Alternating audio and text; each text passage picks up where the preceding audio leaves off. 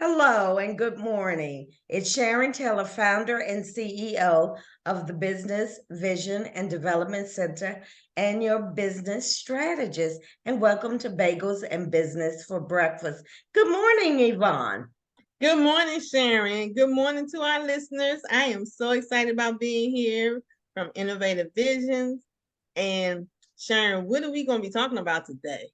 We're going to talk about different management styles.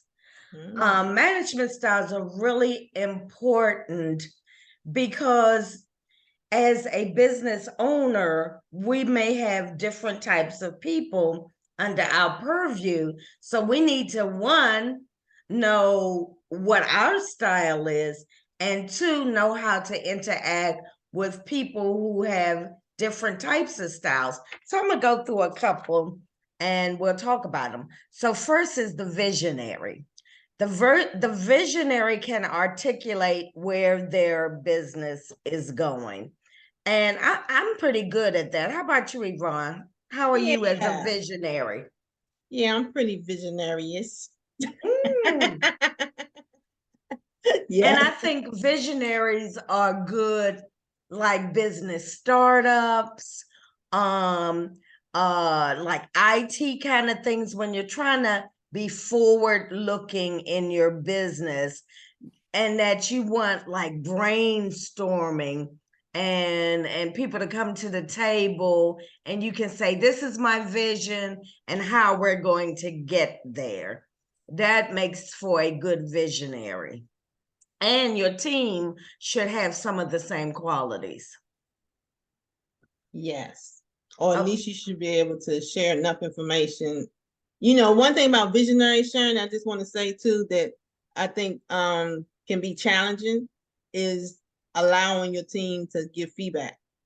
Yes, because when it's your vision, sometimes we are dead set on nope, that's not the vision. Right. When their vision could be a lot better and more profitable. So yes, that's the visionary. The next one I want to talk about is the coercive.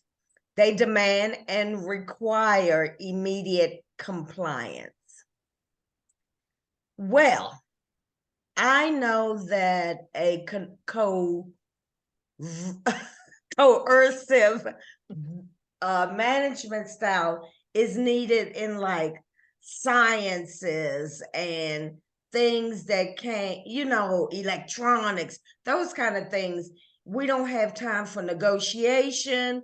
We have to do it by the letter, like FDA kind of thing, Lawyers. Yeah, when compliance, when you have to comply with certain things, you have to demand and require a certain thing or things in order for the business to function.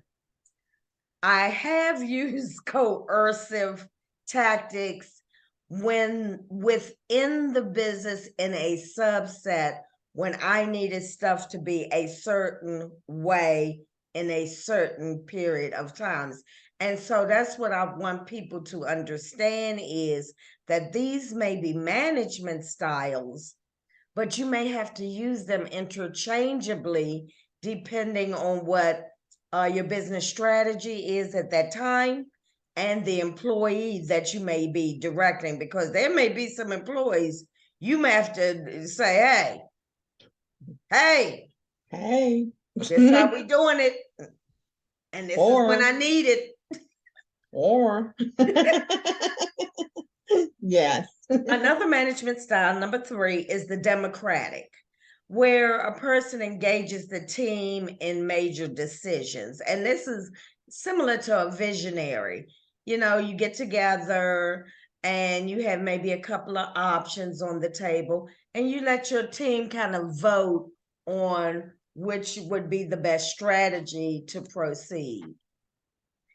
I like this, and it's sort of like brainstorming, the same with visionary. We get together as a group and we come up with a plan or a strategy, and it's not just the business owners, and the stakeholders have some buy-in on how you're going to proceed. How you feel about democratic? It works sometimes and sometimes not. Ain't You see, no I was vote kind of taken quiet over on that. here. You know, I got a little quiet that time. I saw that.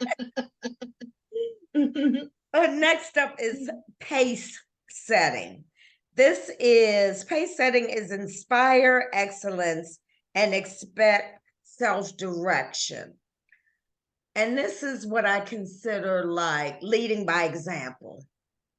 So if you operate in excellence and you have people around you that are self-motivating, this is pace setting. You see me working, we're all working in sync, and we're all operating in excellence. And I like this because I don't want to be a micromanager. I want you to see me and the team working, and we're doing our best and not, doing our best work, and you just fall in the same. And that's what pace setting is. Yeah, I like that one too, Sharon. And what I think is important about it is that the team has to understand too, even in that scenario, that you have to operate in the spirit of the owner. Like you said, lead by example. So if you know how the owner runs the business or treats the clients and customers, then everybody should be in sync with that instead of coming in, well, this is how I feel, this is how I do things, because that does not matter at that point. You got that right, Yvonne. And that leads to consistency in a business too. If a client comes in and they get worker A today, worker B tomorrow, and the boss, us, on day 3, and all 3 are different methods, there's confusion. Yes, Sharon. And especially even with the services or the products. So if I go to the restaurant one day and whoever's behind there cooking that food is on the one, and I come back next week and now I don't want to come back, that's a problem. That's a great analogy, because to me, that happens more times than not in the service industry when there's a team of workers. And that goes to when we go to like certain stores and we ask for certain people. You shouldn't have to ask for a certain person. You should be getting the same service. Yes. No matter who is meeting you at the door. That's so true.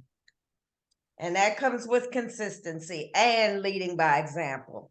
The next one, I can be a bit of this, but not too many people see it. And it's an autocratic management style. And you make expectations known and you make all the decisions. No comment. I think this is more so when you're a solo entrepreneur. Hey, it works. I make my own expectations and I execute them, and there's no argument unless you're arguing with yourself. But I try not to be an autocrat, because I like learning. And if you're an autocrat, there's no room for growth or learning. So I'd like to be open. Now this leads us to the last one, Yvonne. And this is my favorite one. And this is one that is near and dear to your heart. And this is coaching. And coaching is it's like a soft management style. It's like nurturing. And it's so many things that go into that. So I want you to speak to the coaching management style. So what I'm gonna say first, because I had not to think of it as a management style, means, like you said, when you have your workers, your staff, instead of you doing a lot of dictating to them, it's really helping them. Like you coach them into what it is that you want them to understand. That works really well, especially like when you have student interns coming in. You can't just expect them to know everything and to, be able, they have an idea of what they're learning, but they're there to learn more. So you basically find yourself, if you're a good leader in management, you will coach them to success. I like that because for me, when I think of coaching, it takes on more of a nurturing aspect. It's like, I know you're the boss, but I also know that I need help in certain areas. You're not going to diminish me. You're going to help lift me. And that's what I really like about that style. And I think that's why you're so good at it, because your personality is such that it lends itself to that style. But let's be clear now. Let's be very clear. Not at the expense of the business. You're not going to play that. Let's be clear that a coach also knows when to take on a different management style with a different employee. And so thank you, Yvonne, for that. And we're going to move on because, I want people to be on the show. I want them to go on to the Business Vision and Development Center YouTube channel, like, share, and subscribe.